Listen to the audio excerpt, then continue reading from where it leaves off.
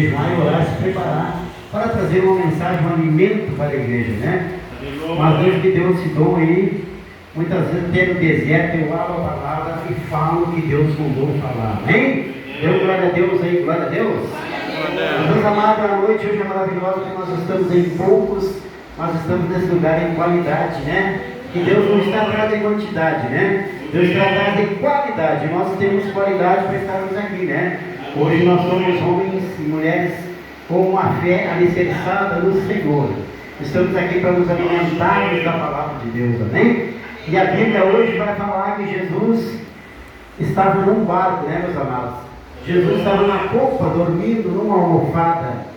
E a Bíblia nos mostra nessa noite que se levantou uma grande tempestade, ventos, de forma que as águas enchiam o barquinho, o qual Jesus dormia, né? Mas creio eu nessa noite, pela minha fé, que Jesus aí naquele barco, com aquela tempestade, com aquele vento, Jesus automaticamente ele não estava dormindo, mas ele estava testando a fé dos discípulos naquele lugar, porque Deus é onisciente, onipotente, onipresente, amém?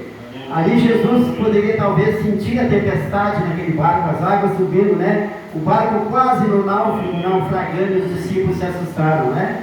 Mas Jesus deixou que a tempestade tomasse conta um pouco daquele barco, naquele momento, né? Eu não sei como está a tua vida nessa noite, a tempestade, que a altura estão as ondas, que a altura está o barco que você navega nessa noite. Eu não sei o que Deus tem para ti nessa noite, mas o Espírito Santo sabe, amém? Porque a tempestade ela se levanta, meus amados. O inimigo, a Bíblia diz que ele se levanta só para cair, amém?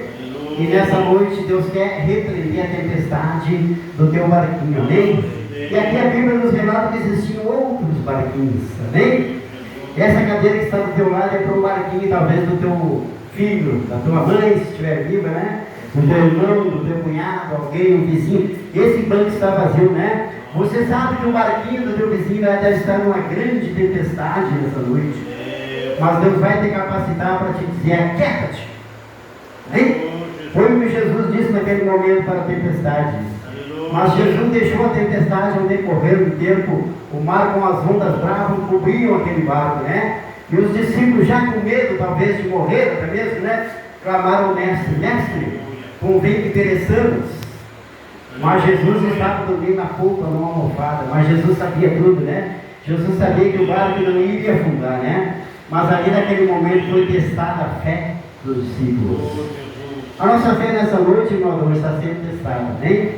A minha fé está sendo testada em todos os sentidos, né? Porque muitas vezes está em casa lá e está calor e tal, a distância, longe, muitas vezes a gente não está com muita vontade de vir nesse lugar aqui. A gente pode ficar assistindo uma novela, uma televisão, tomando um suco, fazendo um lanche, né? Mas nós estamos aqui nos alimentando da palavra do Senhor nessa noite, amém? E Jesus ali naquele momento, meus amados, eu, a Bíblia nos leva, eu me transporto para aquele lugar nesse momento de pensamento e vejo o mestre na polpa do barco, né? E as ondas subiam, a tempestades. Mestre, convém que pereçamos. Mas a Bíblia diz que Jesus levantou e disse: aquieta-te, aquieta-te, mar. Não é pouca coisa, né, meus amados? Quando Jesus falou essa frase, aquieta-te, a Bíblia nos mostra que os discípulos entraram até mesmo em pânico. Eles tiveram grande temor, grande medo, né? A Bíblia relata que os discípulos se olharam e disseram: mas quem é esse? Quem é esse homem que tem poder sobre as ondas do mar, sobre a natureza? Mas quem é ele? E houve grande temor dentro daquele barquinho, né? Você tem temor no teu barco nessa noite, meu querido? Nós devemos ter temor no nosso barquinho, sabendo que Deus é Deus e que Ele é o arquiteto do universo e que Ele é o Senhor do Senhor, né? Deus não faz